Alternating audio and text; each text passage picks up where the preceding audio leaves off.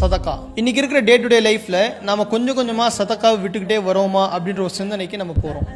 அல்லாஹ் ரப்பல் ஆலமீன் குர்ஆனில் அல்லாஹ்வின் பாதையில் செலவு செய்பவர்களுக்கு உதாரணமாக அல்லாஹ் ஒவ்வொரு கதிரிலும் 100 தானிய மணிகளை கொண்ட 7 கதிர்களை முளைப்பிக்கும் ஒரு வித்தை போன்றது.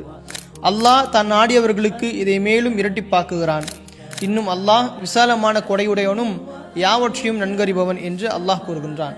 ரசூலுல்லாஹி ஸல்லல்லாஹு அலைஹி வஸல்லம் அவர்கள் சொல்லி காட்டும் பொழுது சதகா ஒருபோதும் உங்களுடைய செல்வத்தை குறைக்காது என்று சொல்லி காட்டினார்கள். இமாம் இப்னு கய்யிம் ரஹ்மத்துல்லாஹி அவர்கள் சொல்லும் பொழுது charity is cure, protection and it increases in blessings என்று சொல்லி காட்டினார்கள். எதற்கும் தேவையில்லாத விஷயங்களுக்கு செலவு செஞ்சுக்கிட்டு இருக்கும். ஆனால் ஒரு ஏழைக்கு ஒரு உணவை வாங்கி கொடுப்பதும் தர்மம் தான். உங்களில் இருக்கக்கூடிய 10 ரூபாயில் 1 ரூபாயை செலவு செய்தாலும் அதுவும் தர்மம் தான். இப்படி நாம் தர்மம் செய்தோமே ஆனால் குர்ஆனில் சொல்லக்கூடிய இந்த சதகா கொடுப்பவர்களுடைய நன்மையை நாம் இன்ஷா அல்லாஹ் அடைந்து கொள்ளலாம். So what you give for Allah will never be lost. அல்லாஹ் நமக்கு அது அருள் புரியட்டும் இன்ஷா அல்லாஹ்.